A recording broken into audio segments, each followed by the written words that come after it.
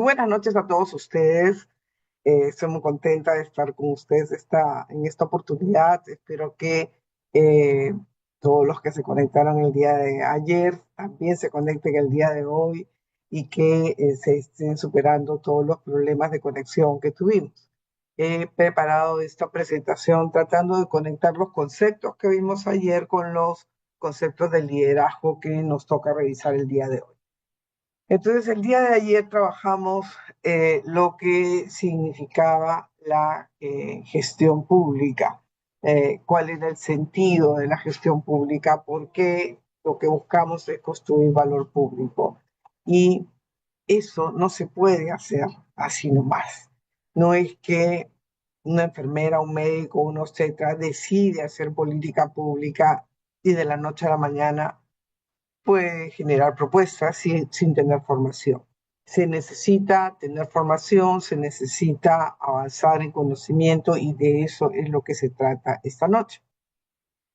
Entonces, en ese tener formación, ¿qué necesitamos saber para hablar de políticas públicas? La primera cosa es que para hacer políticas públicas tenemos que entender que hay todo un proceso, que hay todo un ciclo de generación de políticas públicas. Ese ciclo señala una ruta de conocimiento, una ruta de desarrollo. Lo primero que necesitamos es, para conocer esa ruta de creación de soluciones reales a problemas sociales, tenemos que saber cuál es el problema que queremos resolver, cuál es la situación que queremos cambiar, qué cosa le queremos dar a la ciudadanía como novedad en materia de garantía de derechos para avanzar en su salud. Entonces les invito a todos un ratito a cerrar los ojos y pensar qué quiero cambiar yo en la gestión de la salud pública, qué es lo que me interesa producir como novedad para la situación de salud de la gente. Entonces, primera pregunta que yo me tengo que hacer es, de todos los problemas que yo veo en mi sociedad, ¿qué creo yo que puedo cambiar? ¿Qué creo yo que estoy en condiciones de transformar?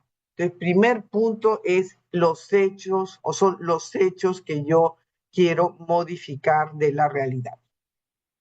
Entonces, cuando uno tiene claro qué quiere cambiar, entra a un proceso de construcción del hecho social que quiero transformar. Y eso es lo que les voy a mostrar. Este ciclo de políticas está dibujado acá como una dona, como un círculo, porque empieza con definir el hecho, debatir el hecho, diseñar distintas opciones para enfrentar el problema que quiero cambiar, la situación que quiero modificar. Yo quiero que no existan niños desnutridos. Mi problema es que existen niños desnutridos. Y yo quisiera transformar eso a que no existan niños desnutridos. Entonces yo comienzo a definir dónde están los niños desnutridos, cuántos son, en qué regiones, en qué provincias, en qué localidades, cuáles son las características de esas localidades, cuál es el problema en concreto. Son niños que viven con familia, viven sin familia, son niños que viven en un albergue, son niños que viven en pobreza extrema o pobreza monetaria. Comienzo a caracterizar el problema. Cuando he caracterizado el problema, yo puedo diseñar distintas alternativas para cambiar esa situación y comenzar a soñar con soluciones diferentes para enfrentar ese problema.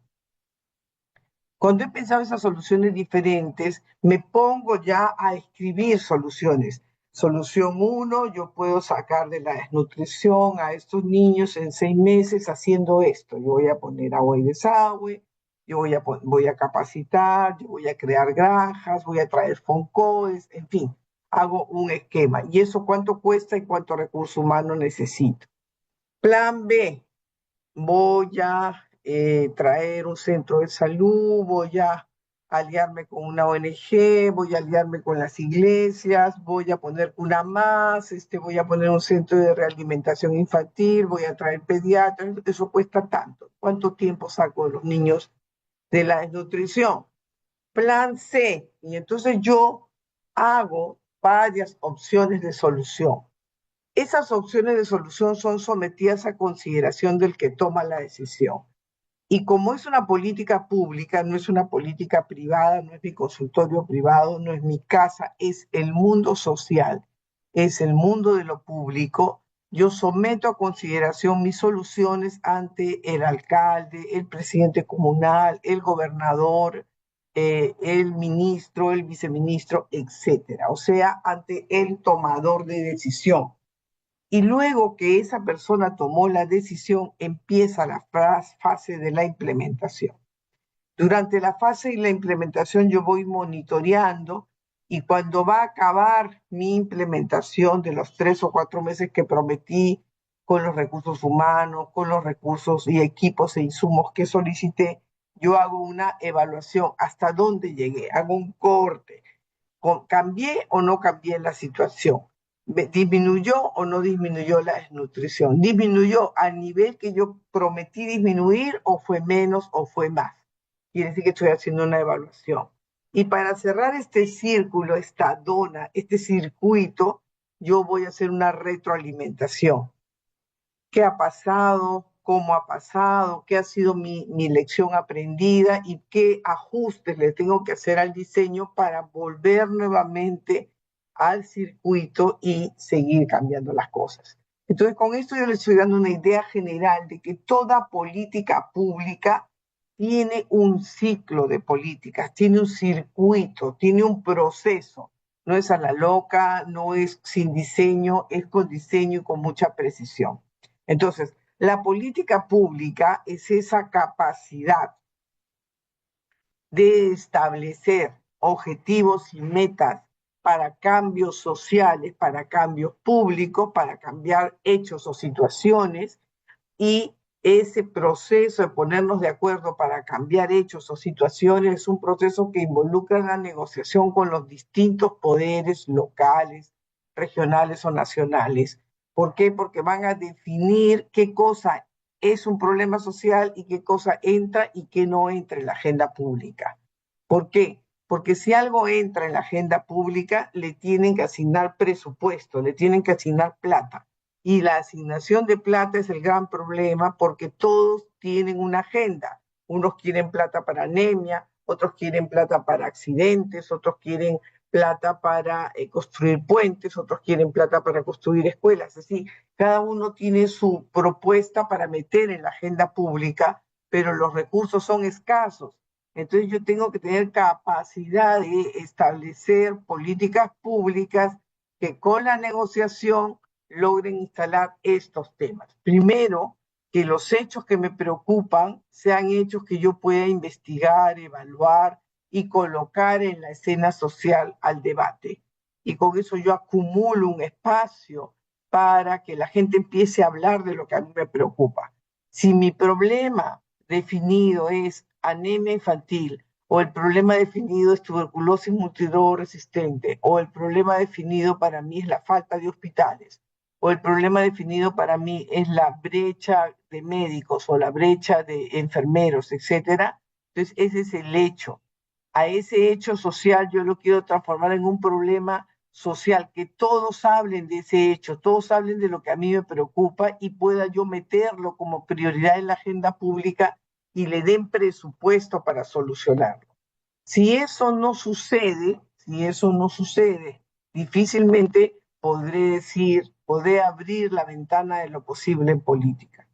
Para que algo suceda, algo como que se parezca a lo que nosotros queremos lograr, cambiar del hecho social, yo tengo que hacer un proceso de investigación, evaluación, darle visibilidad al problema social y con eso acumular poder público y responder siempre a las preguntas que aquí planteo. ¿Qué es valioso? ¿Cuán valioso? ¿Y para quién es valioso lo que yo digo?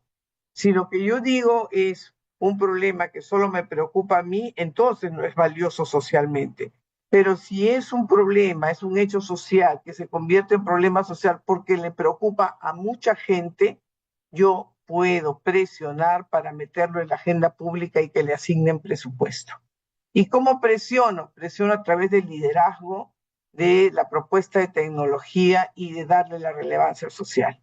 Con eso se puede abrir la ventana de lo posible en política. Y eso es un arte, abrir la ventana de lo posible en política y meter tus temas en la política pública es un arte de negociación, es un arte de concertación, es un arte de inspiración, por tanto, es un arte de liderazgo. ¿Qué es un líder entonces? ¿Cómo se hace esto?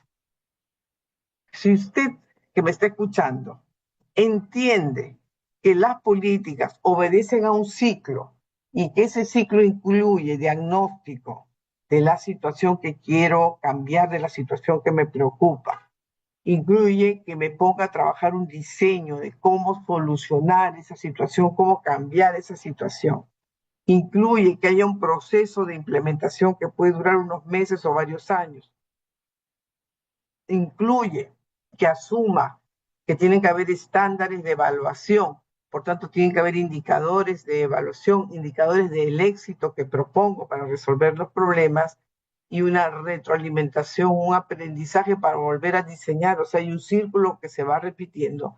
Si yo entiendo eso, lo más importante será el paso inmediato, que es cómo lidero ese proceso. ¿Cómo hago para que ese proceso se genere? Y aquí ustedes ven en mi dibujito varias manos. Y esto es un elemento fundamental para construir liderazgo. Nadie cambia una realidad solito. Todos tenemos que trabajar en equipo para cambiar una realidad. Necesitamos sumar manos, necesitamos sumar corazones, necesitamos sumar intereses para poder cambiar una realidad. Entonces, la primera cosa es que la formulación y diseño de políticas no se hace en soledad. No lo haces solito en tu escritorio o en tu cuarto. Lo tienes que hacer en diálogo.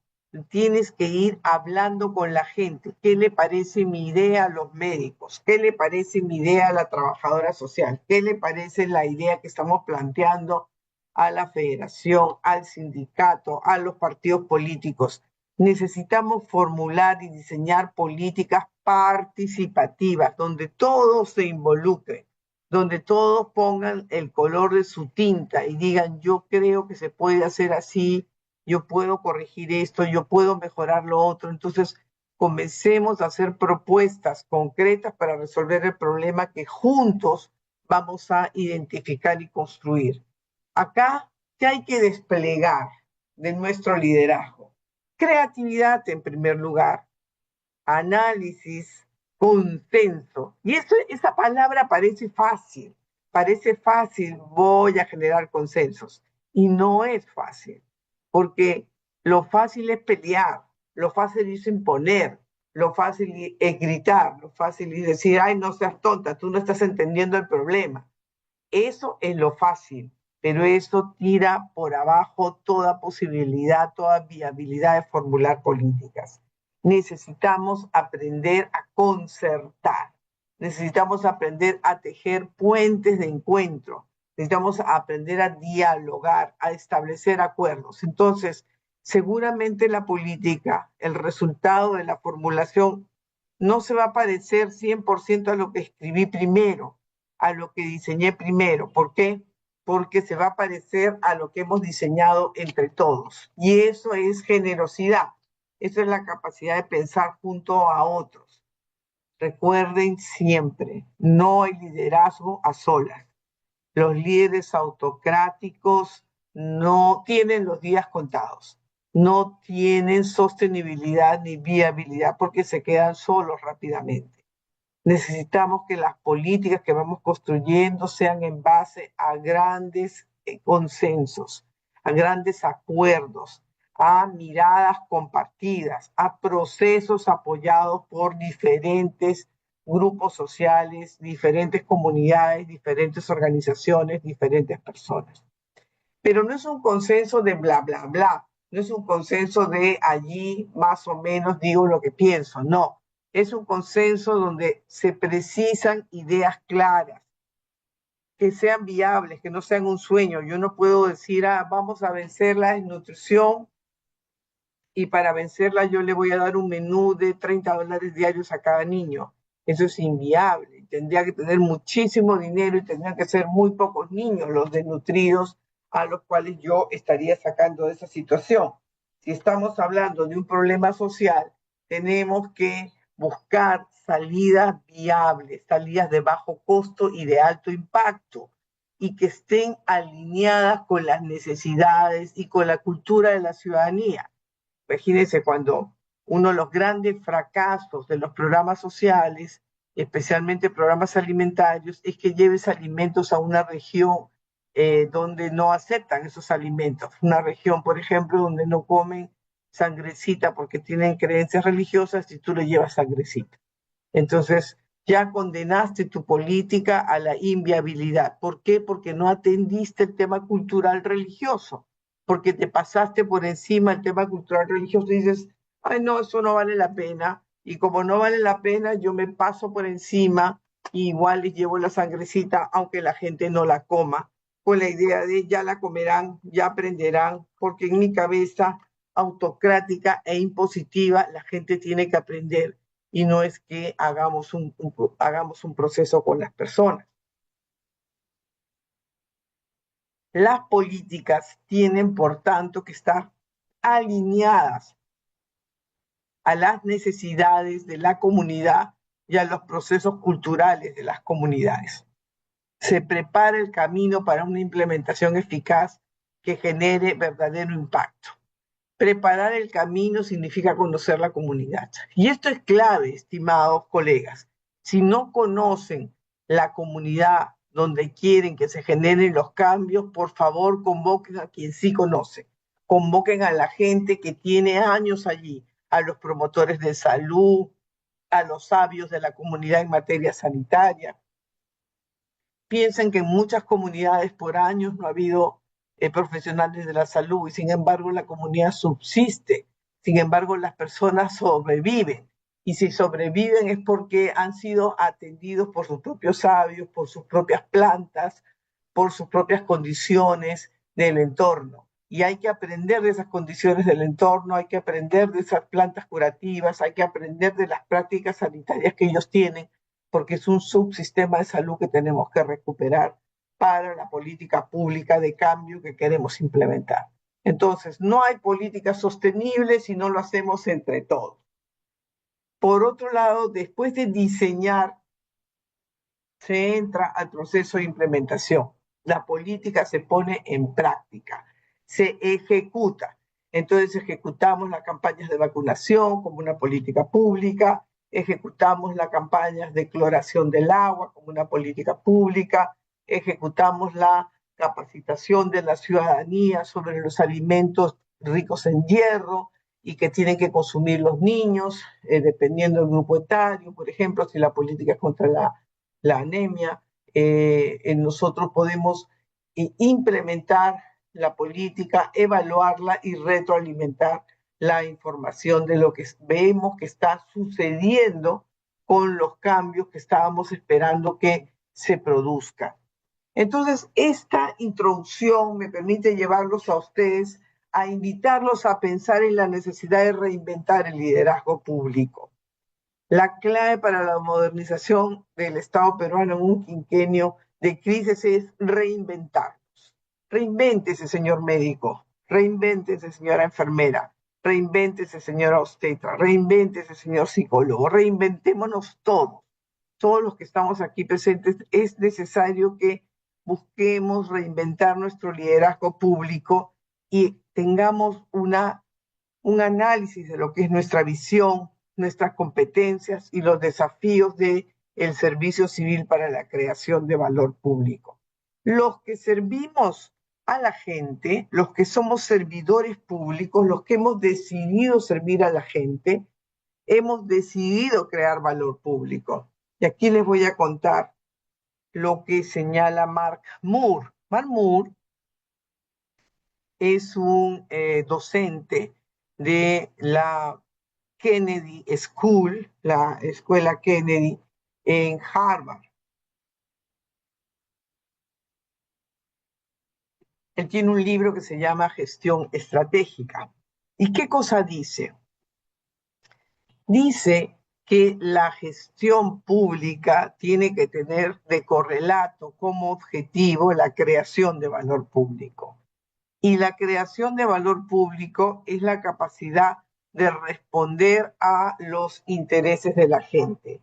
Es el arte de hacer que el buen servicio ocurra. Entonces, los quiero llevar a imaginar su servicio de salud. Si a ustedes les dicen, transformen su servicio de salud, pero no les voy a dar ni un sol más, ni les voy a comprar una silla más, ni un algodón más, ni una gasa más el día de hoy. Pero transformen su servicio de salud y agréguenle valor público. ¿Algo podrían hacer para transformar? ¿Les queda algún espacio de transformación en su servicio público o no hay nada que hacer y hay que echarlo todo abajo y cambiar las cosas? Hay una historia que plantea Marmur, que me gusta mucho y que yo siempre le pongo mi recuteco, pero creo que vale la pena ponérselo, y es la historia de la bibliotecaria. ¿Cómo construye ella valor público? Érase pues una señora que voy a dejar de compartir para poder mirarlos y espero que pueda prender sus cámaras. Érase una señora que trabajaba en una biblioteca. En esa biblioteca, en la que ya tenía más o menos 20 años de trabajo, ella ya estaba bastante aburrida y hacía todos los días lo mismo. Todos los días trataba que la gente se interese por leer, se interese por conocer un poco más del mundo de la literatura, del mundo de la lectura y se enamorase de la lectura. Y se sentía bastante frustrada porque aparentemente a la gente no le interesaba leer.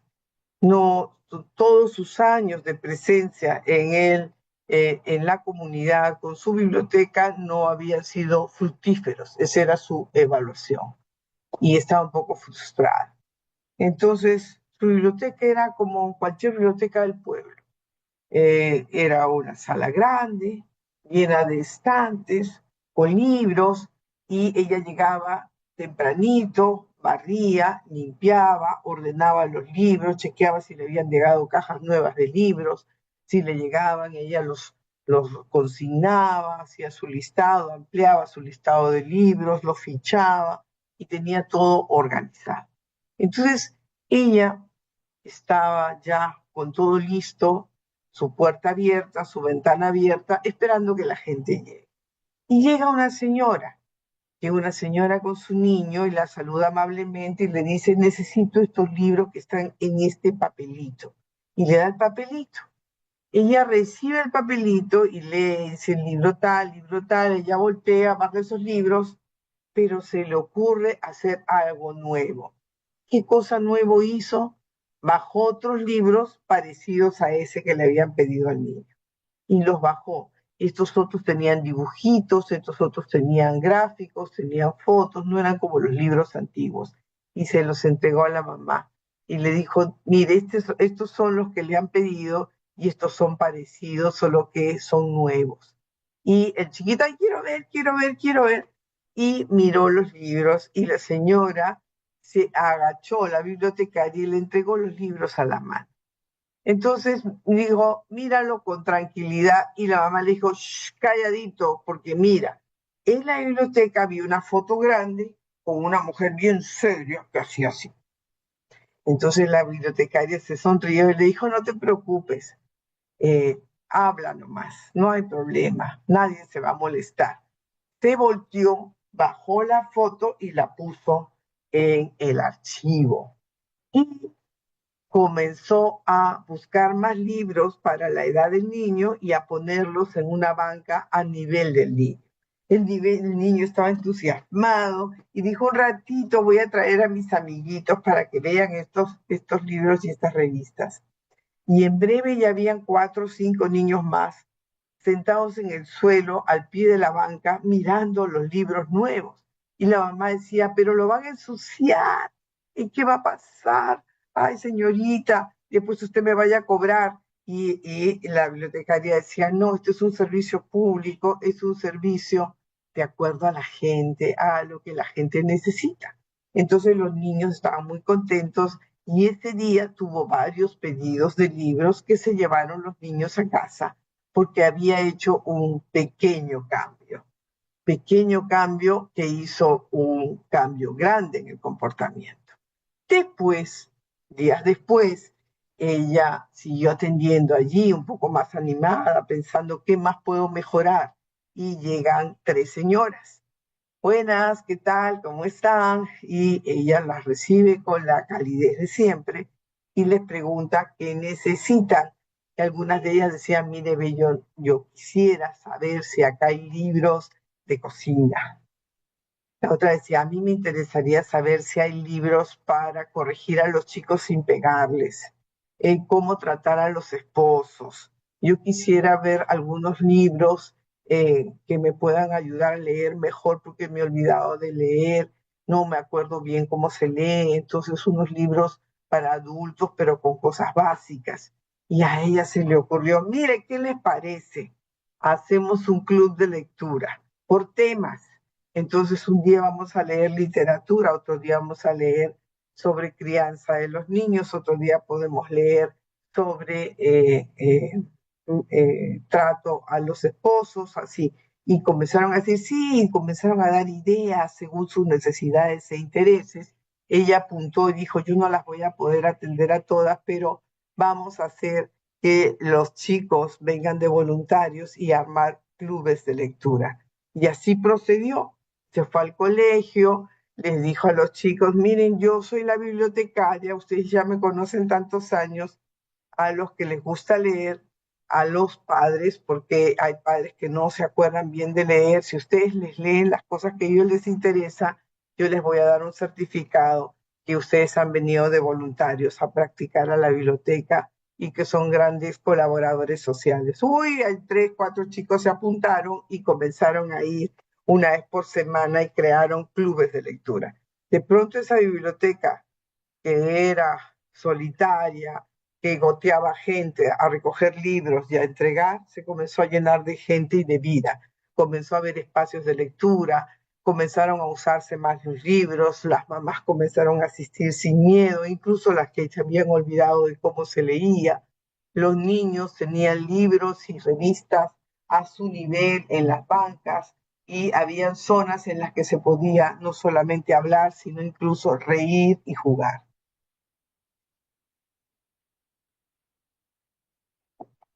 La misma bibliotecaria, con su mismo sueldo, con su misma infraestructura, con sus mismos libros, con su mismo horario, sin ningún costo adicional, había agregado valor público, había respondido a las necesidades de la gente, había respondido a lo que la gente quería y que no había podido responder por más de 20 años.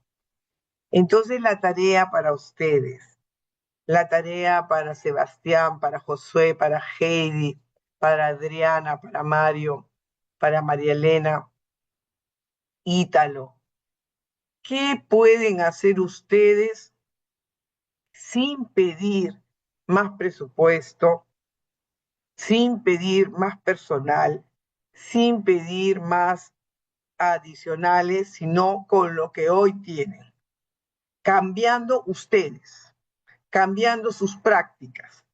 ¿Qué pueden mejorar de su servicio cambiando ustedes, liderando su cambio, ustedes mismos liderando su cambio? Y esa es la pregunta central que les pediría que se hagan. ¿Cómo Giovanna Enciso puede construir valor público? Muy bien, Sebastián Aburto. Necesitamos comprender lo que la gente necesita. Por supuesto, esa es la primera cosa. Pero para comprender lo que la gente necesita, a veces la gente se pone lentes y no ayuda. Lo que necesitamos es quitarnos nuestros lentes, sacarnos los tapones de los oídos y abrir nuestros corazones para entender lo que quiere la gente. lo que necesita la gente. Entonces necesitamos muy bien, Yadira, saber escuchar. Necesitamos orejas inmensas. Necesitamos escuchar con los brazos, con el corazón, con el cuerpo, con el cerebro, escuchar a las personas, recordar nuestras propias necesidades cuando fuimos niños, recordar nuestros intereses cuando fuimos madres, recordar y conectarnos con las personas en sus condiciones, imaginar lo que sería haber nacido a Chánica y llegar a un servicio de salud donde todos hablan español y poder imaginar diferentes formas para que nuestro servicio pueda ser útil. Yo recuerdo, hace años llegué a vivir a Estados Unidos con mis hijitos y mis hijitos estaban chiquitos y fui pues al centro de salud para que me hagan todas las constancias sanitarias para poder registrarlos en la escuela, porque me dijeron que tenía que ir al centro de salud. Y me voy con mi inglés básico y empiezo a hablar que tengo 2 niños y que mis niños quieren ir al colegio y que quería que por favor les hagan la evaluación y que éramos peruanos y llevé el carnet de vacunas y entonces se preocuparon mucho por la BCG, ¿no? Porque no había tuberculosis allá en Virginia. Entonces, les hicieron una evaluación y me dijeron, espérese usted un momento. One moment, please. Yo dije, bueno, ok. No más de 10 minutos apareció un hispano hablando un inglés perfecto y se ofreció de ser mi traductor. Le digo, no es necesario, yo hablo inglés y se sonrió. Y me dijo, sí, es necesario, no se preocupe, soy un voluntario, no le va a costar nada. Y a mí me sirve porque yo me he apuntado como voluntario para poder ayudar a los eh, eh, eh, hispanos y con esto bajo el costo de mis impuestos. Y vi que habían llegado unos coreanos y los coreanos habían sido tratados igual que yo, puestos a un ladito y tenían un teléfono con un coreano en línea que les estaba traduciendo todo lo que estaba ocurriendo en el servicio. Habían chinos y pasaba lo mismo, había un chino traduciéndoles, o perdón, un vietnamita que estaba en la misma situación y apareció una vietnamita voluntaria a hacer la traducción y tenía un incentivo. Entonces, a mí me pareció maravilloso. En esa mañana los vacunaron, los evaluaron y todo lo hicimos en español estando en Estados Unidos a través del voluntariado. Y me trataron como persona, me trataron bien a mis hijos y me explicaron cada proceso y hicieron que dé consentimiento informado, absolutamente informada de lo que estaba sucediendo. Entonces, yo pensaba, ellos están agregando valor público, están respondiendo a mis necesidades. Bueno, ¿qué necesidades tiene la gente, Ítalo? Que tú puedas responder a esa necesidad en tu servicio sin pedir un sol más. De repente cambiando la actitud tuya, de repente generando un espacio de encuentro, de repente mejorando la emergencia con lo que ya tienes, no con cosas nuevas que signifiquen un costo.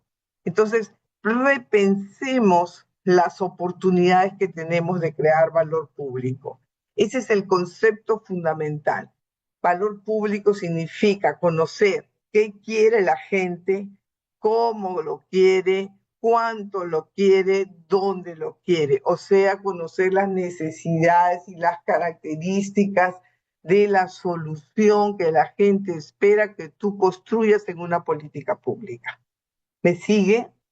Ese es uno de los ejes del servidor público. Servidor público que no construye valor público, mejor sale del sector público.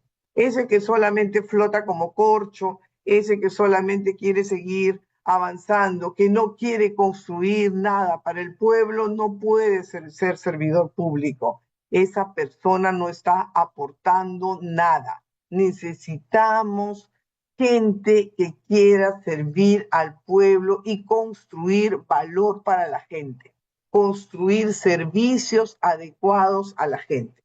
Con esto vuelvo a compartir mi exposición y espero que ustedes estén estén logrando una mirada de este servicio. Están viendo mi presentación, ¿no es cierto?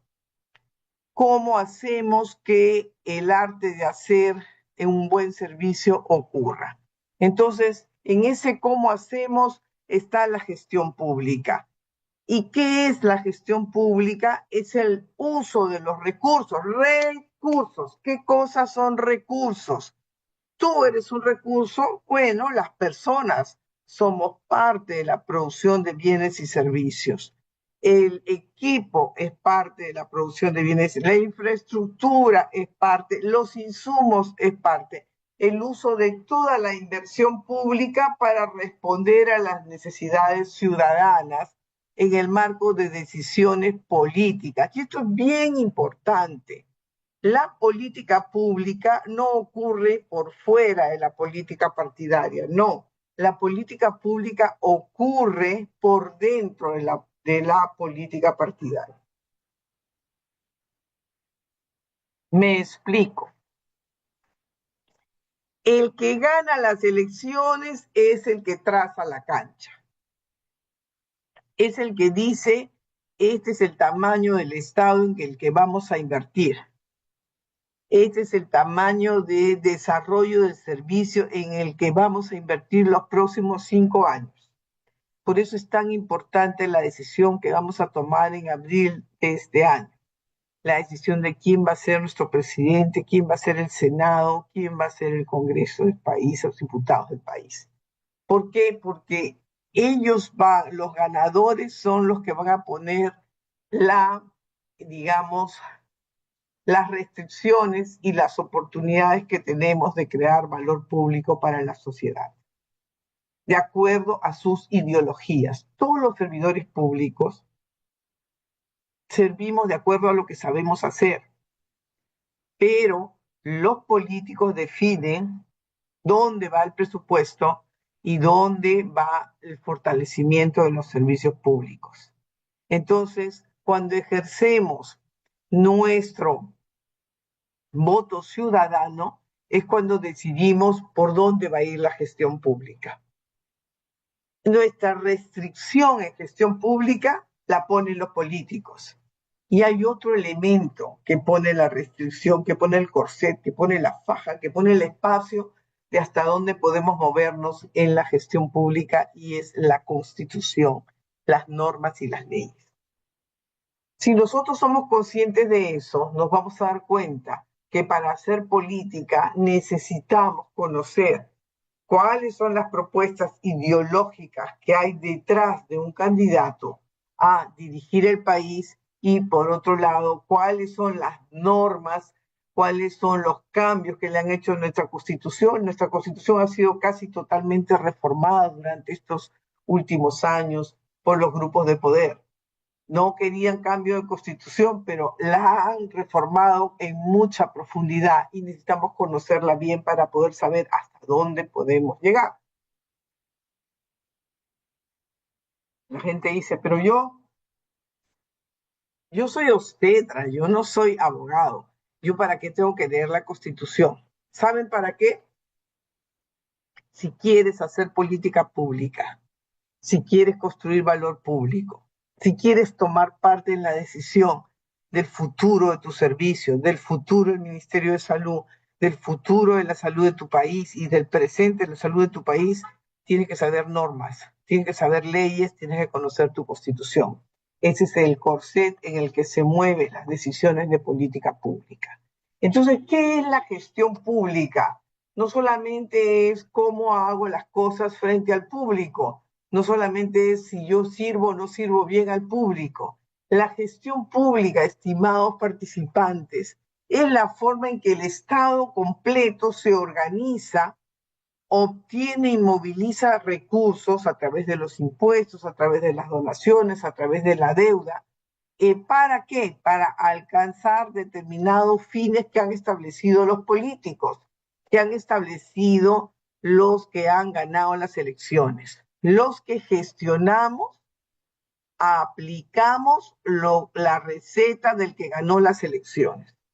Entonces, si gana las elecciones el que ha ofrecido achicar el Estado y despedir y cerrar ministerios, nosotros los servidores públicos vamos a ser su instrumento para cerrar ministerios y para despedir. ¿Por qué? Porque fuimos los ciudadanos que lo hemos puesto como jefe. Cuando elegimos un partido, cuando elegimos un ganador, estamos eligiendo el jefe del partido que va a jugar para la gestión pública o contra la gestión pública. Entonces, recordemos esto, la gestión pública es la forma en que el Estado se organiza, obtiene y moviliza los recursos de todo tipo para alcanzar fines políticamente establecidos. Unos dirán que el fin es la salud como derecho, otros dirán que el fin es la salud como mercancía, otros dirán que el fin es la salud, que es eh, eh, cubierta con un paquete básico para toda la ciudadanía universalmente y que progresivamente para la mayor complejidad va obteniendo un pago por servicio. Entonces, cada quien tiene un modelo que está detrás de la forma como presenta su propuesta de política. Aquí yo les quiero recordar, colegas, la política 24 del Acuerdo Nacional. El Acuerdo Nacional, digamos, es la gran concertación de las distintas fuerzas de política en el país. Y todos deberíamos conocer el Acuerdo Nacional y sus formas de funcionamiento. Pero en la política 24 que les traigo acá, solo les quiero recordar que hay un compromiso nacional. ¿Qué dice ese compromiso nacional? Dice construir y mantener un Estado eficiente, eficaz, moderno y transparente al servicio de las personas y sus derechos, que promueve el desarrollo y buen funcionamiento del mercado y los servicios públicos. Este acuerdo es de las derechas y de la izquierda. Miren, es un acuerdo buenazo, porque dice que lo que hay que hacer como país hay que construir un Estado eficiente, es un Estado que responda a las necesidades de la gente a bajo costo, eficaz, que no pierda por ahí la plata y que de verdad logre metas. Moderno quiere decir que no sea burocrático, que no ande dando vueltas, que deje a la gente perdida. Transparente quiere decir sin corrupción, que pueda rendir cuentas a la ciudadanía, al servicio de las personas y de sus derechos.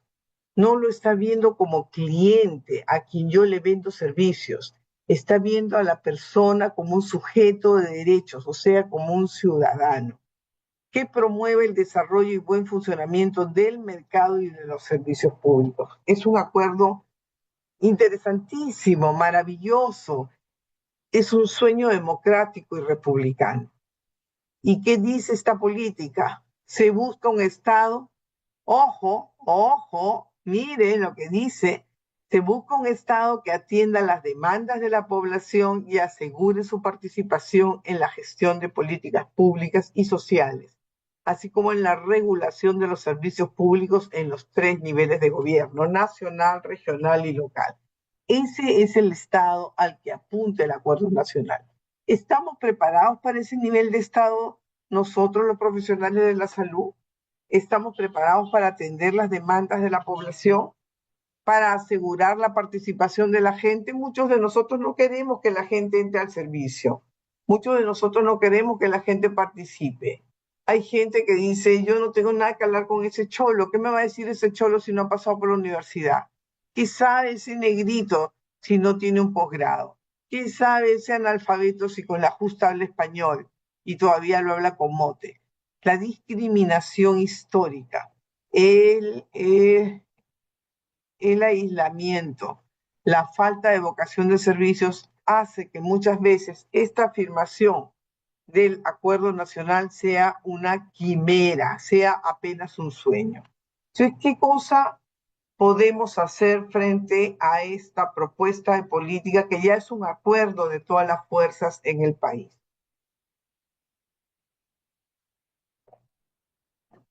Si estamos claros que vivimos una crisis de gobernabilidad continuada en los últimos 5 años, miren cuántos presidentes hemos tenido.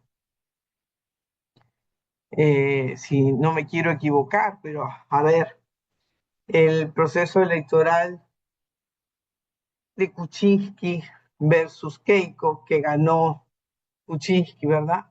Y Keiko dijo en todo momento que le habían robado el proceso electoral. Se bajó a Kuczynski, entró Vizcarra, se bajaron a Vizcarra, entró Sagasti, se bajaron a Sagasti, o salió Sagasti y el nuevo proceso electoral entró Castillo.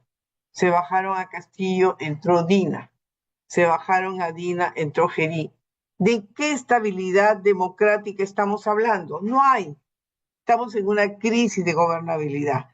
¿Es posible gobernar un país? ¿Es posible tener un país exitoso cuando tienes tantos presidentes, tantos ministros, tantos viceministros, tienes tal cantidad de cambios acelerados en solamente 10 años? ¿Es posible? Difícilmente podríamos hablar de una posibilidad de éxito con esos problemas de gobernabilidad. Entonces, ¿qué podemos hacer? Lo clave es transformar el liderazgo público. Si no tenemos líderes públicos comprometidos con construir un Estado moderno al servicio de la gente, al servicio del ciudadano negro, chino, blanco, mestizo, cholo, oriental, occidental, del ciudadano transexual, homosexual, heterosexual, bisexual, del ciudadano enano, del grande, del chico, del pobre y del rico. Si no tenemos esa concepción de país, difícilmente vamos a poder construir un Estado moderno. Difícilmente vamos a construir un Estado al servicio de la gente. Entonces, el problema fundamental es que tenemos un ciclo de profunda inestabilidad política que nos ha llevado a una gran fragmentación institucional. Ayer les relataba cuán fragmentado está el sistema sanitario. La Contraloría, hace 10 años, Nelson Chak decía, y Nelson recién se ha ido hace 2 años, ¿eh? Ha estado bastante tiempo de contralor, una de las ocupaciones mejor pagadas, ganando más de 40.000 soles en el aparato público. Él decía que cada año por corrupción perdíamos 24.000 millones. ¿Qué son 24.000 millones? Yo soy ministra en el MIDES. ¿Y cuánto administraba yo? 8.000 millones. Para enfrentar la pobreza en el Perú. ¿Cuánto administraba el MINSA? 15.000 millones. ¿Cuánto administraba educación? 22.000 millones.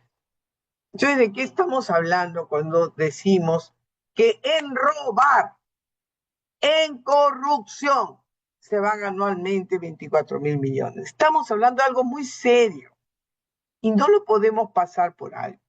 Pero lo pasamos por alto, no hacemos lo de la vista gorda, no queremos liderar el cambio en el país. Ese es el problema estructural. Hay un ciclo de inestabilidad política que nosotros toleramos. Hay una gran fragmentación institucional que toleramos. Hay una gran corrupción ante nuestros ojos. Dígame, ¿cuántos de ustedes, de cada uno de los que están esta noche acá, de los 1.000 que nos están siguiendo entre el Zoom y el Face, cuántos se han indignado por los niños de Jaliguarma que fueron intoxicados con carne de caballo puesto en conservas a la cual le habían dicho que sí tenía registro sanitario? ¿Cuántos nos hemos indignado? Ustedes han visto al decano del colegio médico en las calles exigiendo prisión para los culpables.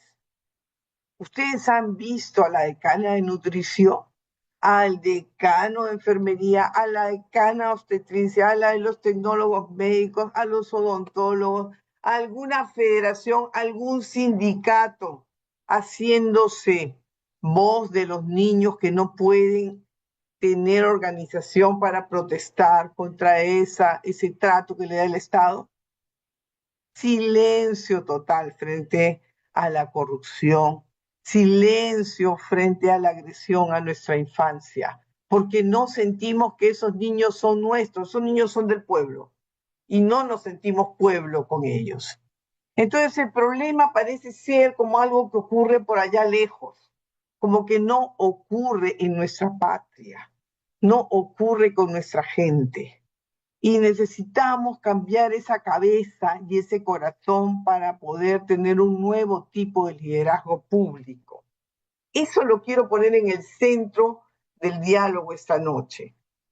Para transformar nuestro liderazgo y poder ser capaces de construir un Estado moderno al servicio del ciudadano, lo primero que tenemos que hacer es mirar qué está ocurriendo con nosotros, que tenemos tanta tolerancia a estos problemas y no respondemos a las necesidades ciudadanas. ¿Cuál es la solución que proponemos? Proponemos que trabajemos en nuestra evolución, que trabajemos en nuestro liderazgo en el servicio civil, que trabajemos en nuestra vocación para la gestión pública y para la gestión sanitaria, enfocándonos seriamente en la necesidad de producir valor público para el pueblo, para la gente, trascendiendo la simple gestión administrativa. No solamente es que yo marco mi entrada, atiendo a mis pacientes que me tocan y doy algunos extritas y me voy a mi casa. No, sino que yo sea, porque eso es cumplir con lo mínimo, eso es una gestión administrativa básica. Yo soy o debo ser aquel que no deja el servicio sin sensibilidad, sino que se va con el problema, se va pensando cómo voy a operar mañana, cómo voy a darle seguimiento, cómo conecto al Seguro Integral de Salud, cómo hago la transferencia y la referencia y la contrarreferencia, cómo voy a estructurar el mecanismo de diálogo con las distintas instancias del servicio, todo ¿por qué? Porque quiero agregar valor. ¿Cuál es el impacto que puede tener si cambiamos? ¿Qué nos estamos perdiendo si seguimos como estamos?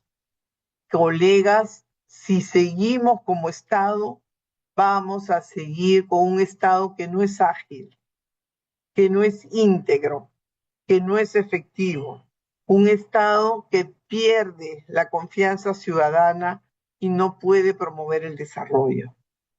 Nosotros tenemos la responsabilidad de transformar nuestro liderazgo para tener ese impacto sobre un Estado ágil, íntegro, que se mueve, que responde, que es efectivo, que recupera la confianza de la gente y promueve el desarrollo sostenible. Caminar hacia allí es una tarea. Miren, hay un hombre muy estudioso, un italiano, que se apellida Putman.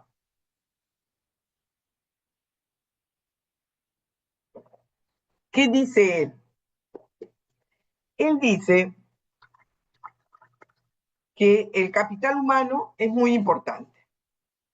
Tu talla, tu peso, tu buena nutrición, el que no seas un obeso, el que no tengas pues problemas de nutrición, el que estés con una buena dentadura. La dentadura es uno de los indicadores de pobreza y pobreza extrema.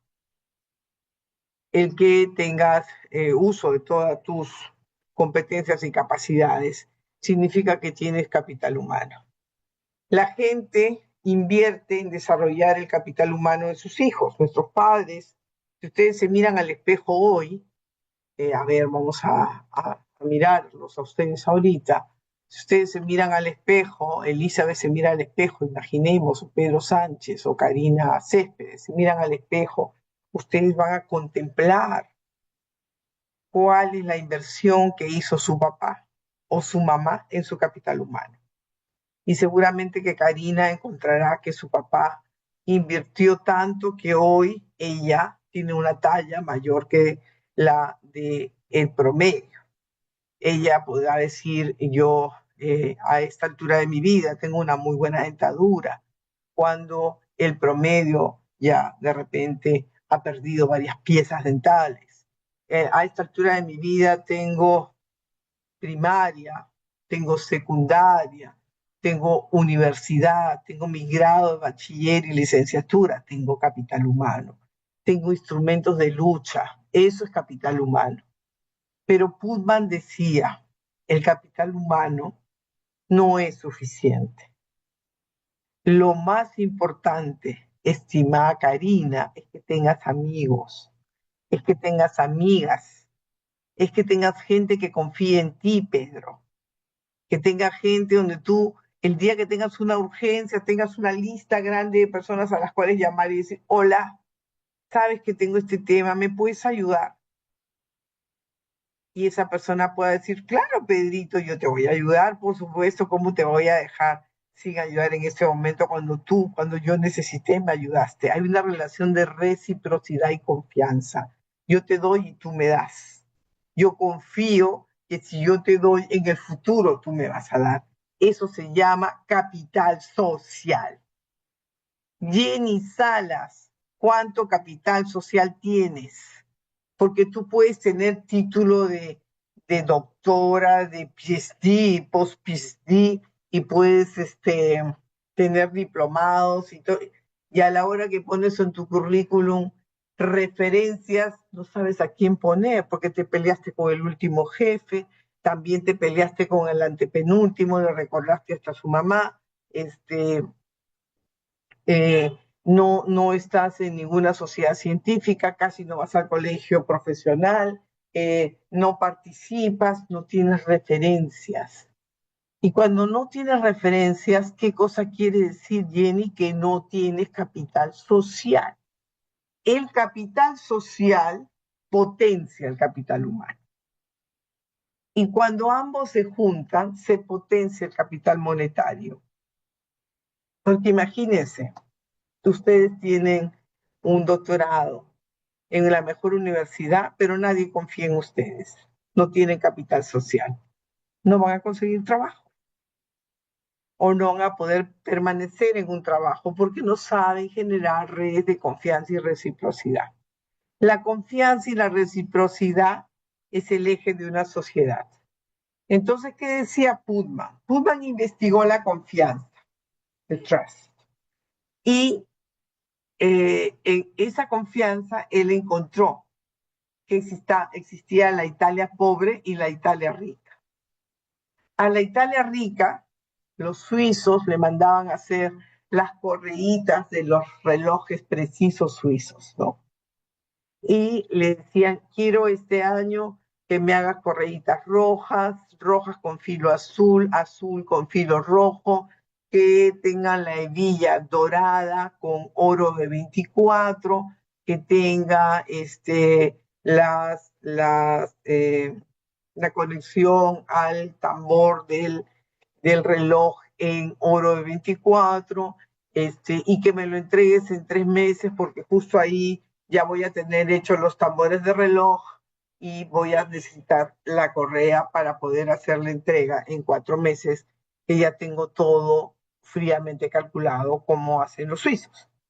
Entonces, en esa Italia de la confianza le decían, no te preocupes, vamos a seguir todas tus normas, y al cabo de 3 meses entregaban las correitas, ¿ok? En la Italia pobre, los suizos no confiaban. ¿Por qué?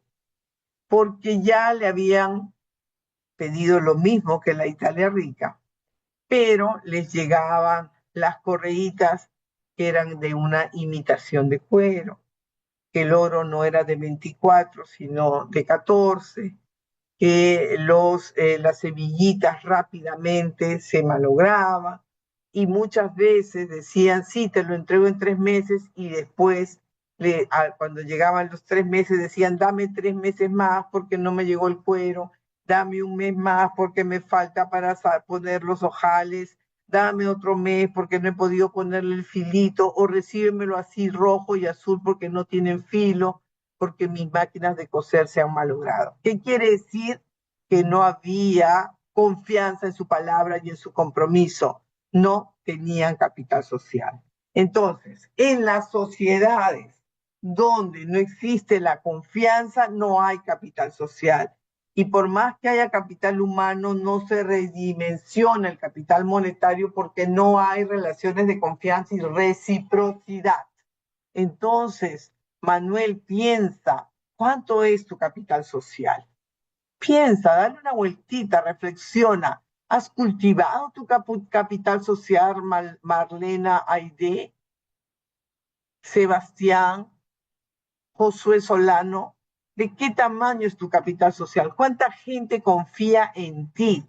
¿A cuánta gente puedes llamar con confianza y con reciprocidad? ¿Has sido recíproca, Heidi, cuando te han ayudado, después tú has ayudado o te has hecho la loca?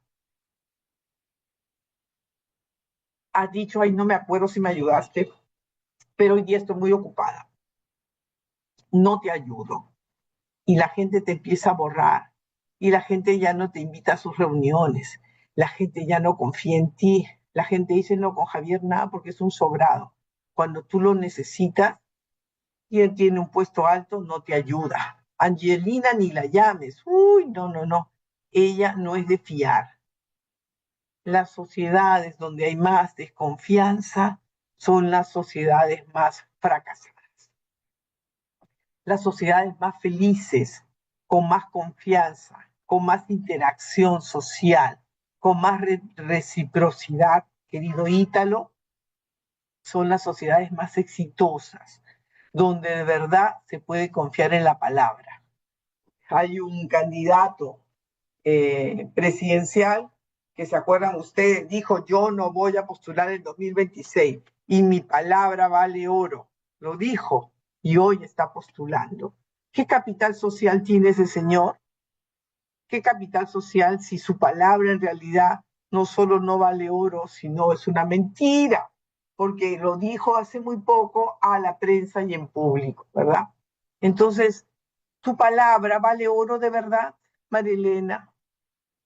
Tu palabra, Marcelo, es una palabra creíble para la gente tiene que confiar en ti, Jen Medrano, Jesús Ángel, John Calero.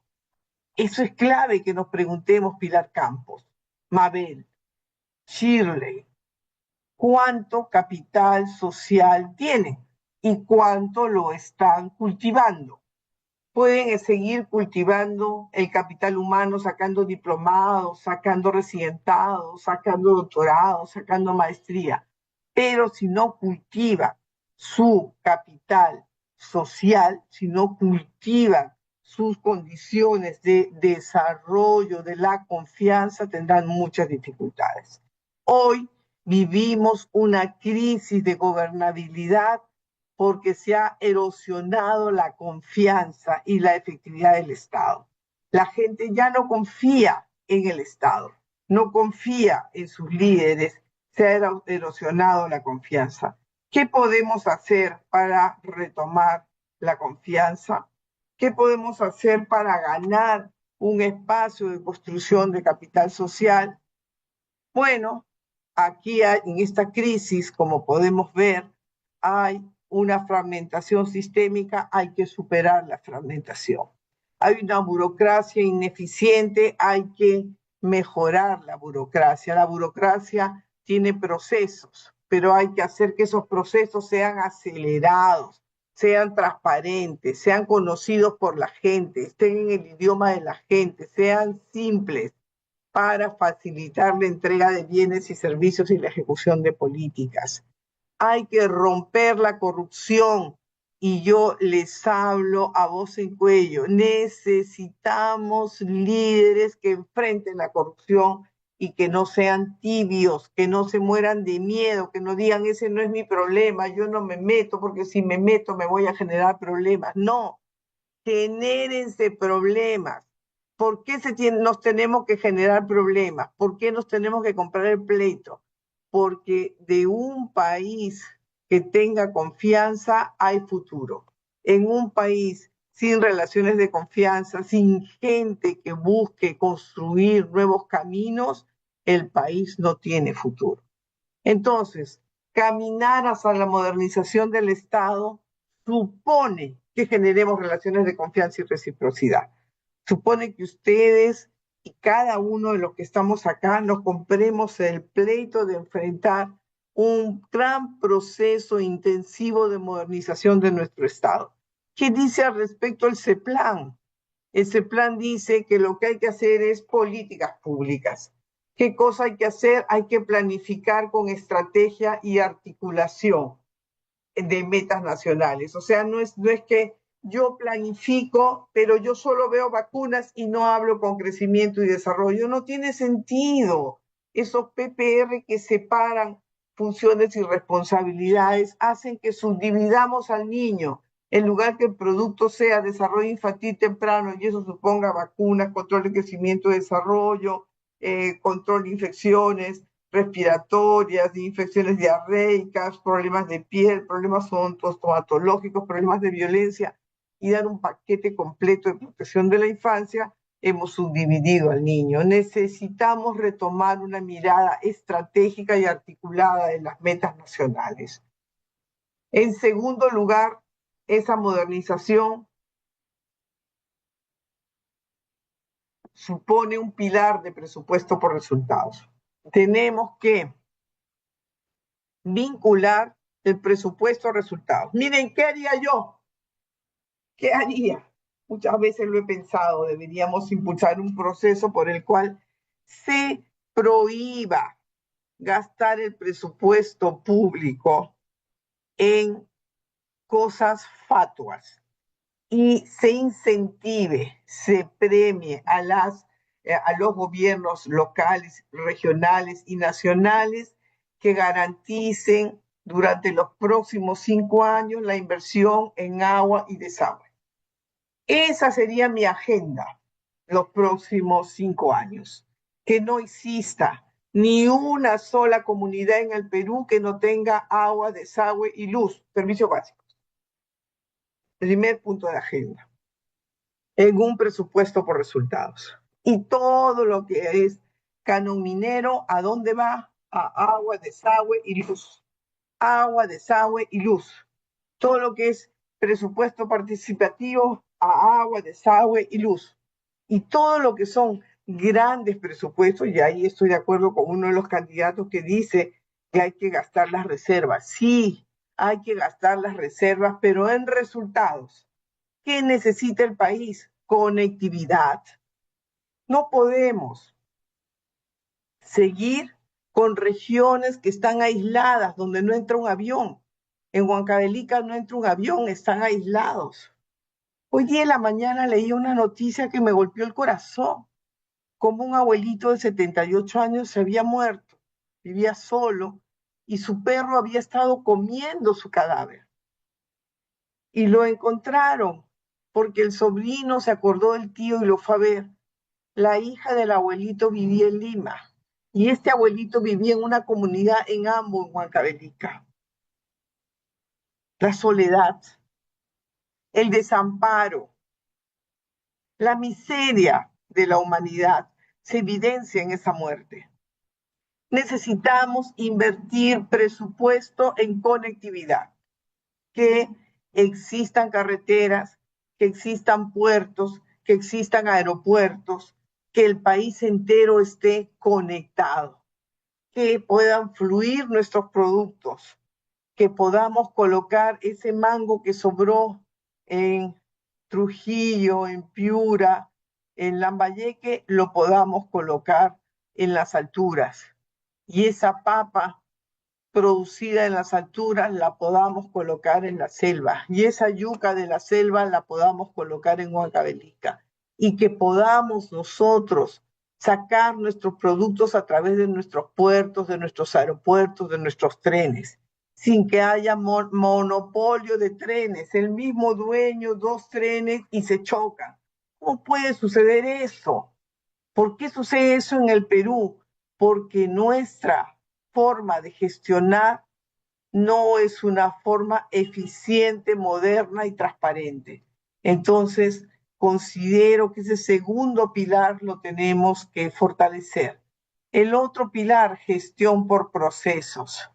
Tenemos que conocer los procesos de producción de los bienes y servicios y optimizar y simplificar las operaciones del Estado. Hace años había un programa que a mí me gustaba mucho que se llamaba El Trámite de Más. ¿Se acuerdan de él? ¿Alguien de ustedes se acuerda de ese programa, El Trámite de Más? Ese programa lo que buscaba era detectar qué trámites te exigían hacer desde el Estado y que no valían la pena, no agregaban valor. Entonces, por ejemplo, ustedes se imaginan que hoy, cuando van a un servicio, le validen la resonancia magnética que se hicieron en otro servicio, le validen la ecografía que se hicieron en otro servicio en lugar de empezar de nuevo y hacerse todo de nuevo, irradiar de nuevo, que es lo que sucede muchas veces en nuestros servicios de salud tan ineficientes. ¿Por qué? Porque sus procesos no están articulados, porque no reconocen la calidad del otro, no reconocen los productos del otro. Necesitamos gestionar nuestros procesos de forma óptima y simple y evitar trámites de más. El servicio civil meritocrático. ¿Qué es eso? Yo les contaba ayer que leí el pronunciamiento de un sindicato que estaba feliz que no haya concurso. Me dio mucha indignación y mucha molestia, porque yo creo en los concursos bien hechos, en los concursos transparentes, en los concursos a los cuales uno se prepara para ganar. Creo que facilitan que el servicio público mejore porque llegan a los puestos los que más saben hacer, los que más han entendido los procesos, los que más se han preparado. En esta crisis que he descrito previamente, que está viviendo el país, se ha dado un retroceso de la meritocracia y se ha instalado la amigocracia, se ha instalado la mafiacracia, se han instalado mis redes de amistad en lugar del mérito del servicio civil. Y necesitamos retomar con fuerza el servicio civil, que concursemos para ser servidores públicos, que vayamos ascendiendo en función de los resultados que mostramos, que los jefes sean los mejores líderes, que las jefas no sean las que le caen bien al jefe, sino las que se ganaron el puesto. Tenemos que retomar el rol del servicio público por mérito. Y el quinto pilar de la modernización, el seguimiento y evaluación. Oigan, lo que no se mide no existe. Si no sabemos, por ejemplo, si uno de ustedes es odontólogo, le asignan un servicio y ustedes no han hecho un estudio basal, y cuando llegaron se dieron cuenta que en la escuela en la que enseñaron a lavarse los dientes, el 90% de los niños no se lavaban los dientes y ustedes entregaron cepillo, ustedes entregaron dentrífico, ustedes hicieron su fluorización. Y si no regresan a los 2 meses para saber cuántos están usando el cepillo, cuántos se les ha acabado el dentrífico, porque lo usaron ellos, y cuántos han mejorado la salud oral, si no hacen eso, lo único que han hecho es asistencialismo. No están midiendo resultados de sus acciones. Necesitamos que todas las políticas tengan seguimiento y evaluación para saber si la plata que ponemos en tener ese odontólogo que lleve ese cepillo, que lleve ese dentrífico, que lleve ese flúor, que llegue a la escuela y les enseñe si poner ese odontólogo realmente reditúa o no en la salud oral de los niños. Porque si no reditúa, quiere decir que tenemos que cambiar la política. No solo cambiar al odontólogo, de repente no es ni necesario que sea odontólogo, bastaría con un técnico de enfermería. y de repente sería más eficiente y menos costoso. Bueno, hay que probar distintas opciones, no hay que decir, ay, como son dientes, son odontólogos, eso es ser inflexible. Necesitamos pensar fuera de la caja, fuera, más grande, más abarcativo, con políticas viables, con políticas que cambien vidas. Entonces, miren, el objetivo fundamental de este liderazgo público es la modernización, de la modernización es la creación de valor. A esta altura de la noche, yo supongo que ya muchos estarán tomando decisiones sobre cómo van a crear valor público en el corto plazo. ¿Cómo lo van a hacer mañana? ¿Cómo van a llegar y van a mirar su servicio? De repente van a llegar y se van a dar cuenta que no hay señalética.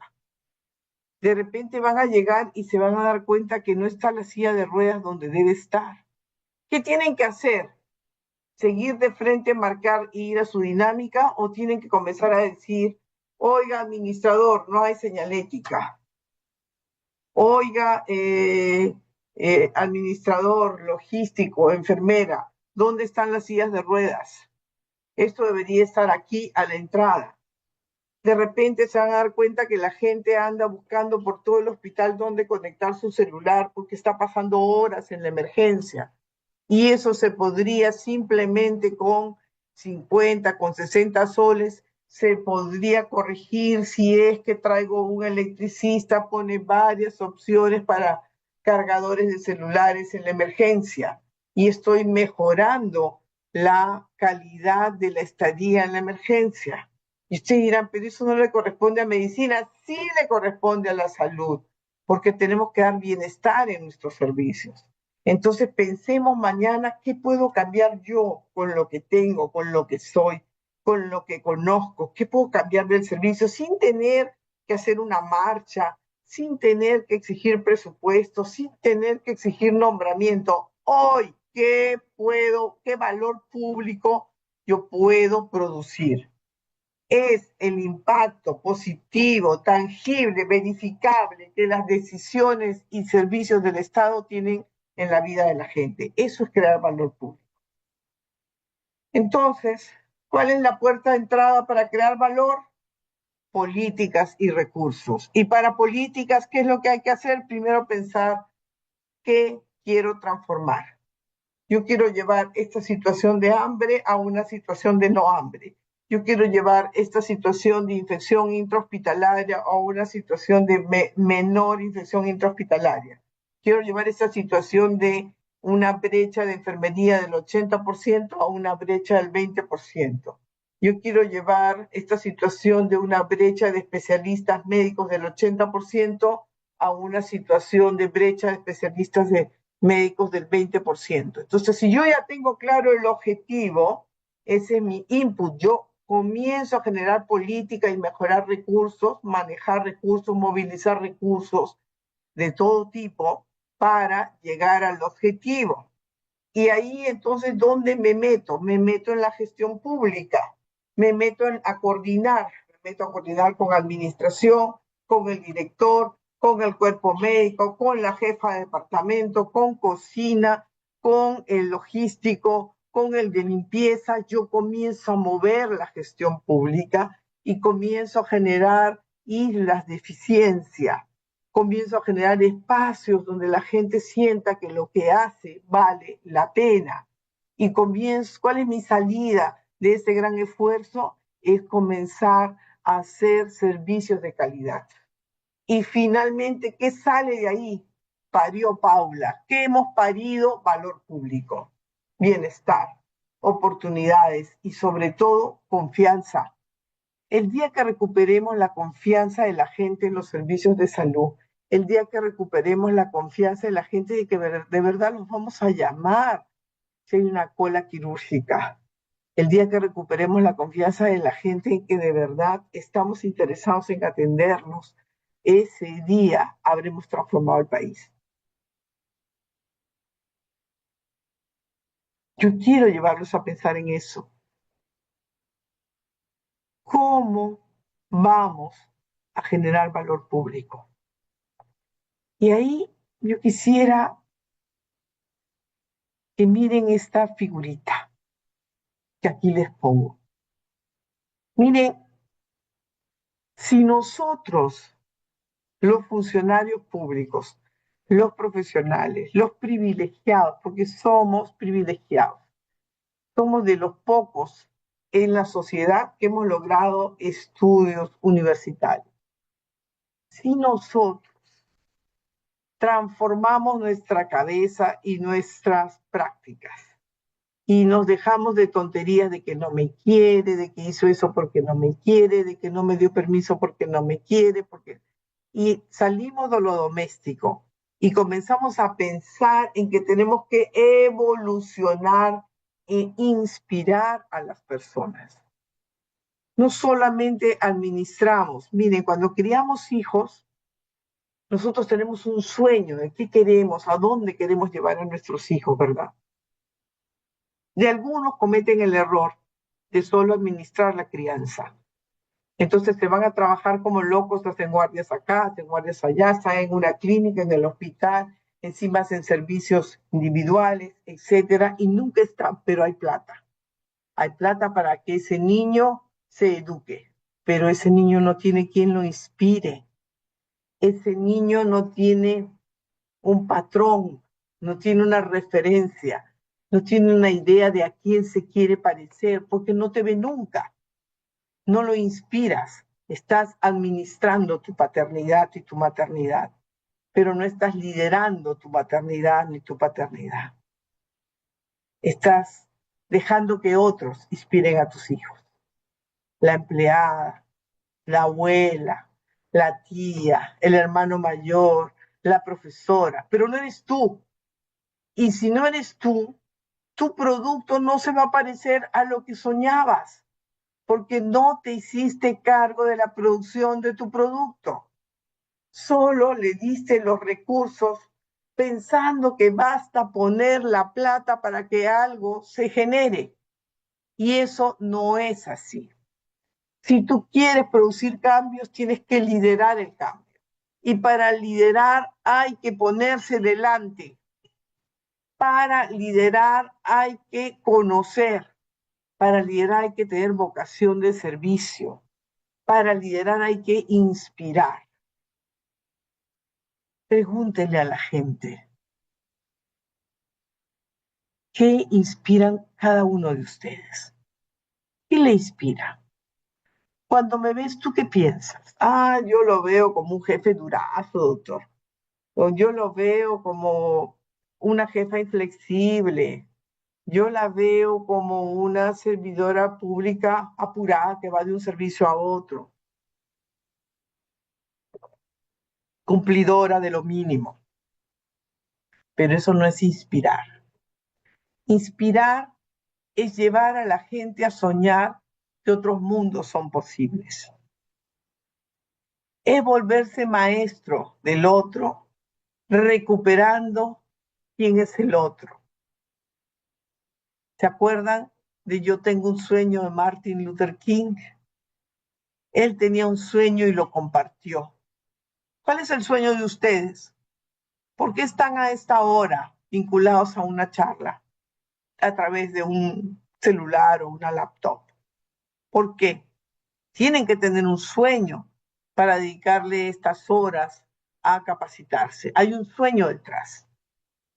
Ese sueño lo tienen que cuidar, porque ese sueño es fuente de inspiración para sus hijos, para sus colegas, es fuente de inspiración para sus alumnos, es fuente de inspiración para quienes lo conocen. Entonces, yo quisiera aquí hacer una comparación entre el gestor o jefe de la oficina y el líder del servicio. El gestor o jefe está enfocado en cumplir las normas, administrar los recursos y mantener todo estable. La gran pregunta que se hace el gestor es cómo hacemos según el procedimiento.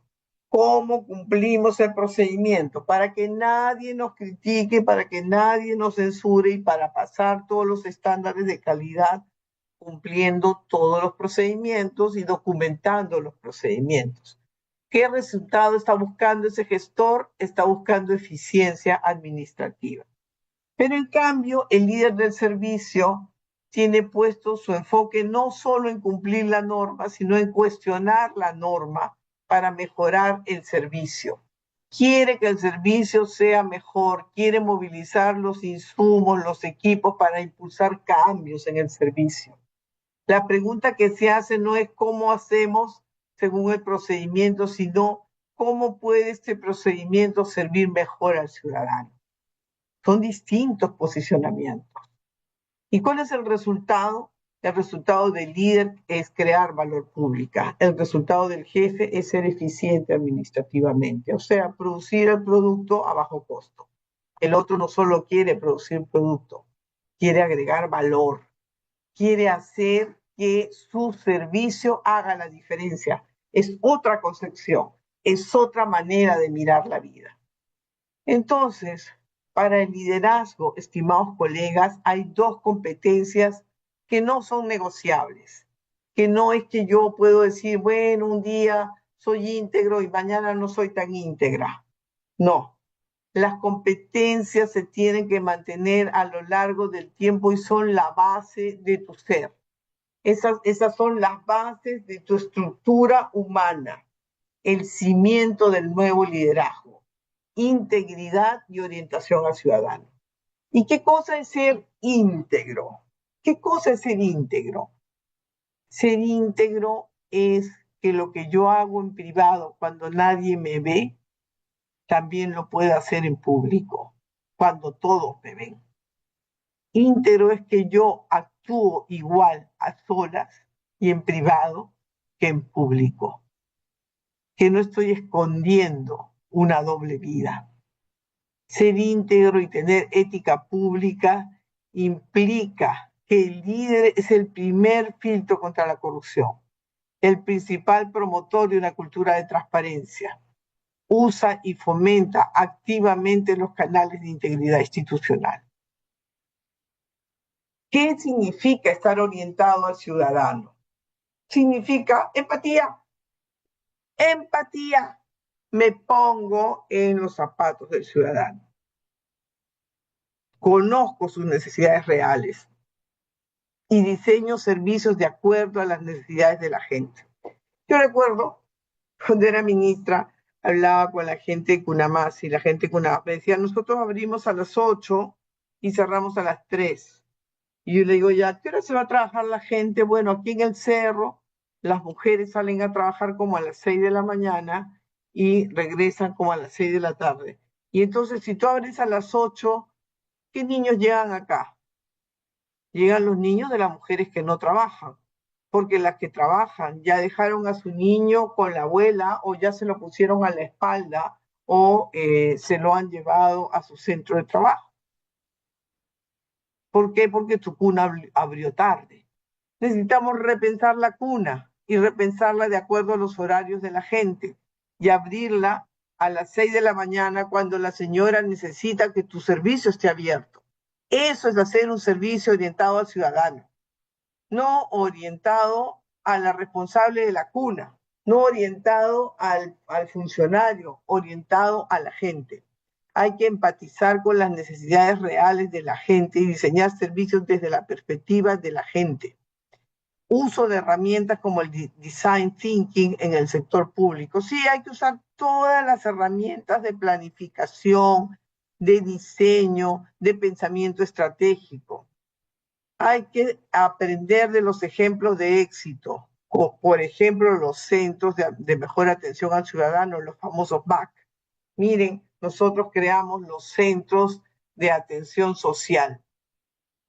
Ya los cerraron. Y esos centros se llenaban de gente que venía a preguntar por los programas sociales. En lugar de tener que ir hasta San Isidro, una zona de lujo y empresarial, donde está ubicado el Ministerio de Desarrollo e Inclusión Social, el ministerio que lucha contra la pobreza, nosotros pusimos centros de atención ciudadana en los conos, en las municipalidades, donde la gente asistía para que la gente esté informada sobre la focalización y sobre los programas sociales. Eso es estar orientado al ciudadano. Necesitamos repensar nuestros servicios en función de las necesidades del ciudadano. El líder traduce la visión en acción. No solamente bla, bla, bla, no solamente habla, no solo da mensajes y discursos, no solo da clases, sino que lo que habla lo convierte en acción. Esa es la gran habilidad del líder. No solamente hace, no solamente habla, sino hace, y lo que hace transforma.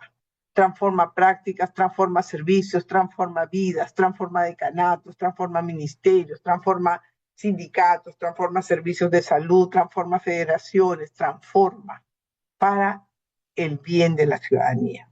Entonces, este saber hacer y saber pensar tienen que ir de la mano y necesitamos ejercitarlo todos los días a través del pensamiento estratégico y de la gestión del cambio. Pero para eso hay que mantenerse enfocado. Yo quiero gestionar el cambio, yo quiero ser pueblo con el pueblo, yo quiero entender a la gente, yo quiero producir lo que la gente requiere, yo quiero generar este cambio de forma sistemática y eso es gestionarlo todos los días. Y para eso necesitamos, queridos colegas, desarrollar pensamiento estratégico. Basta de pensamientos simplones, basta de pensamientos de blanco y negro, basta de pensamientos donde entra una idea y no puede entrar una segunda idea. Necesitamos pensar complejo, necesitamos leer, necesitamos análisis crítico. Ya déjense de ver Magali, déjense de perder el tiempo scrolleando allí en el TikTok.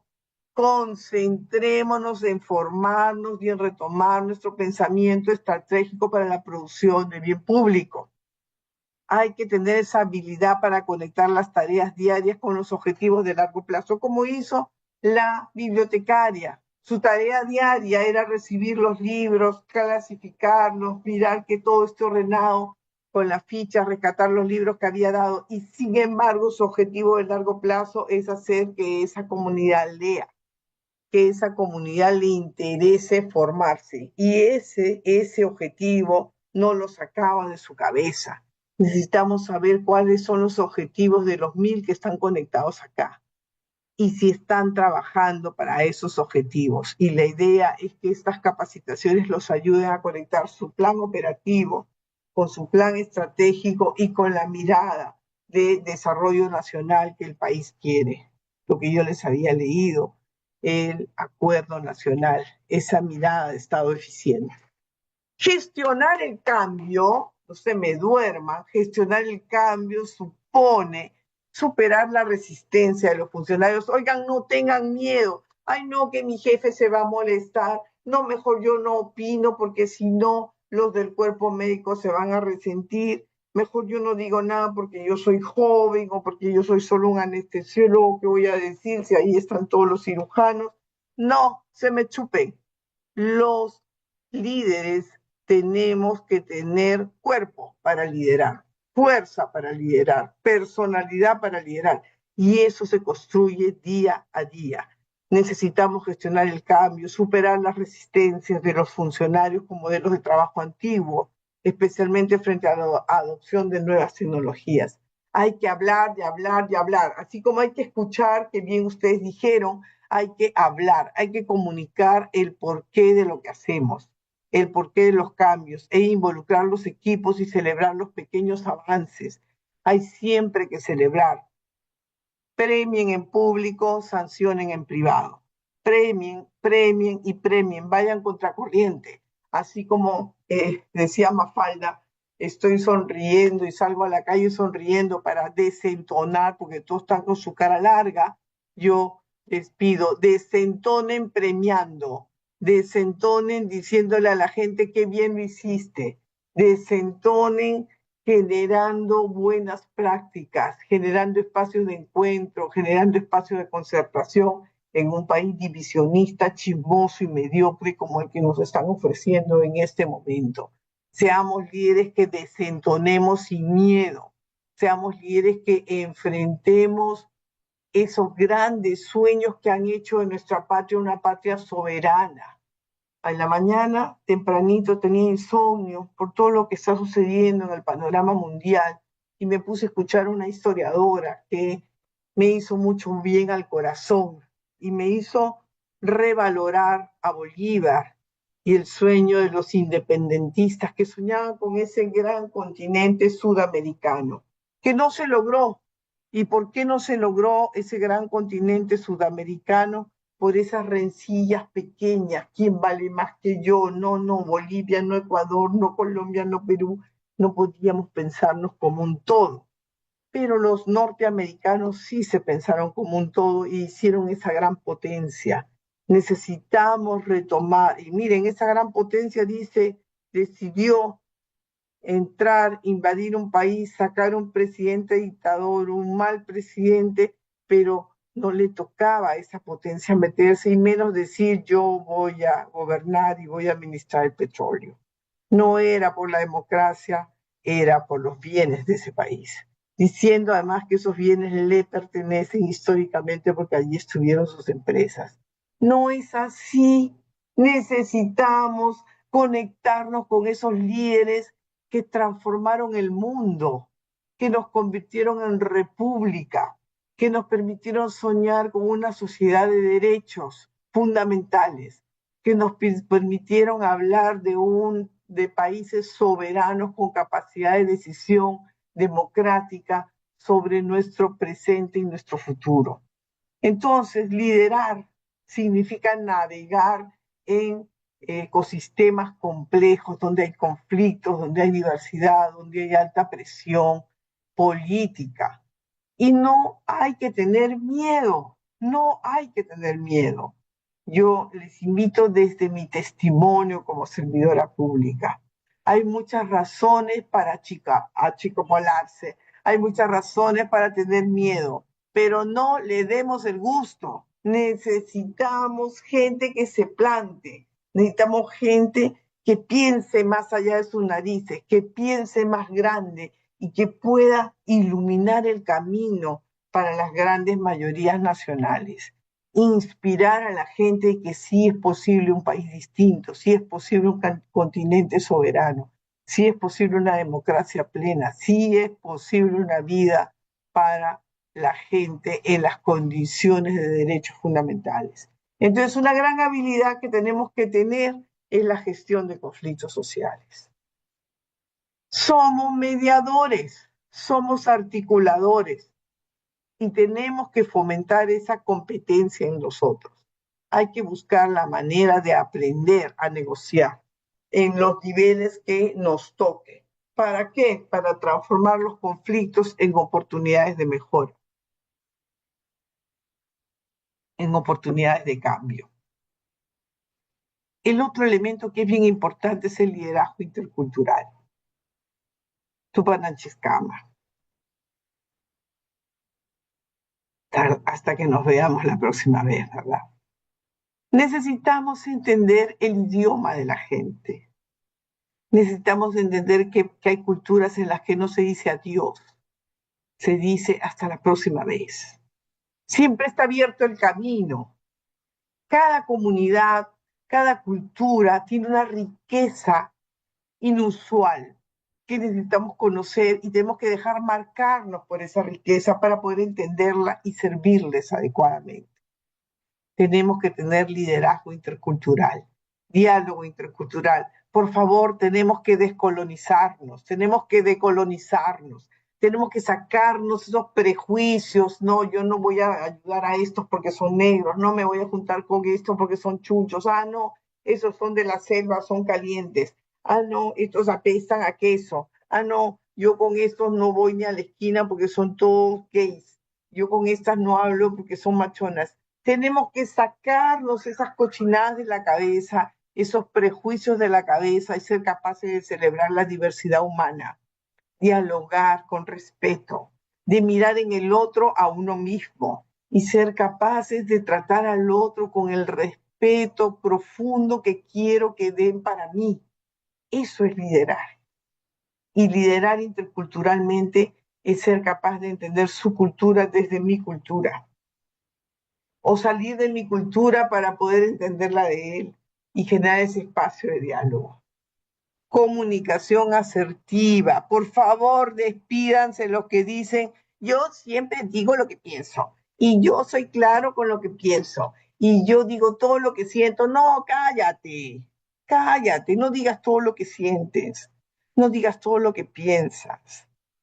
Las palabras no se las lleva el viento, las palabras pueden hacer daño, las palabras pueden generar traumas para la vida entera. Las palabras también pueden generar grandes puentes, grandes conexiones, grandes curaciones y sanaciones en las personas. Así es que hay que tratar de cultivar nuestra comunicación asertiva y para eso estos espacios de capacitación y encuentro. Comunicarnos de forma tal de no herir, sino de construir relaciones sanas, relaciones transparentes, relaciones basadas en el respeto y la empatía, aun cuando haya entornos de alta presión política y escrutinio mediático. Hay que tratar de ser asertivos, no destructivos. Entonces el liderazgo se prueba en esa capacidad para gestionar cuando uno no sabe qué es lo que va a pasar, gestionar la incertidumbre y capitalizar todo eso que está produciéndose ahora con la transformación digital. El liderazgo está en crisis, queridos amigos. Miren los líderes que tenemos, líderes que nos llevan a la guerra, líderes que le dan la mano a asesinos como Netanyahu, líderes que se burlan de la cultura, líderes que indultan grandes narcotraficantes mientras invaden países sin respetar su propia estructura. Tenemos líderes que son capaces de no pagar impuestos y querer ser presidentes. Tenemos líderes que son capaces de haber pasado por juicios para que les prueben, para poder hacerse cargo de sus propios hijos. Y quieren ser presidentes, quieren cuidar al país. Y no han querido hacerse cargo de sus propios hijos. Tenemos líderes que hoy por hoy no están dejando las cosas claras en la defensa de la vida y la salud de la gente. Hay una crisis de liderazgo. Hay mucho miedoso y mediocre por ahí pululando. Y necesitamos entender que en los momentos de mayor crisis, según toda la historia de la humanidad, en los momentos de mayor crisis es cuando emergen los grandes líderes, emergen las grandes personalidades. Los invito a estar atentos, amigos. Hoy están emergiendo al lado nuestro diferentes líderes. Miremoslos con cariño, apoyémoslos, ayudemos a que florezcan. Si están haciendo en nosotros un liderazgo, cultivémoslo. Tomemos la decisión de liderar, porque hoy, en esta crisis de confianza, en esta crisis de valores, en este mundo donde hay guerra, donde hay discriminación, donde te matan por el color de tu piel, te matan por tu identidad sexual, te matan por tu nacionalidad, hoy necesitamos líderes que sean capaces de reivindicar la vida y cuidar la salud. Entonces, hay que vincular ese liderazgo en crisis con esta gran revolución digital que está sucediendo en este momento. Tenemos la inteligencia artificial abriéndose paso de manera acelerada y loca. ¿Cómo conectamos esos procesos de revolución, de cuarta revolución, con este proceso de crisis? Es una tarea que tenemos que asumir. Entonces, hay un dilema en el control, el dilema de cómo ejercer un liderazgo decisivo sin ser paralizado por el temor a los controles, por ejemplo, a la Contraloría, por el temor a lo que venga de fuera, por el temor a la norma. Y se incentiva una cultura del miedo, pero frente a la cultura del miedo necesitamos tener un liderazgo como antídoto. Necesitamos decisiones basadas en evidencia, no en locura, basadas en data, y para eso hay que leer, para eso hay que conocer la norma. Necesitamos transparencia proactiva, necesitamos gestionar los riesgos y no tener miedo a los riesgos, sino gestionarlos, liderarlos, ponerse delante, entenderlos, trazar una estrategia y responder a ellos. El liderazgo es el hilo conductor que une los sistemas administrativos y los transforma en valor real. Miren todo. En el centro está el líder, ahí está la gestión pública, los recursos humanos, el presupuesto público, el planeamiento estratégico, el abastecimiento, el empleo.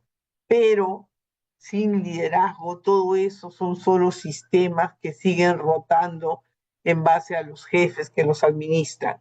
Pero necesitamos liderazgos visionarios que nos lleven al cambio que todos queremos para producir valor público. Entonces, la experiencia me hace decirles que el futuro del servicio público no se decreta, se construye. Y necesitamos que cada uno de ustedes se comprometa en esa construcción. Necesitamos transformar las cosas con tu compromiso individual, con tu compromiso por la sociedad. Y yo les propongo estos elementos. Primero, la fe como motor de cambio. En mi caso, ha sido la fe cristiana. En el caso tuyo puede ser la fe que profeses.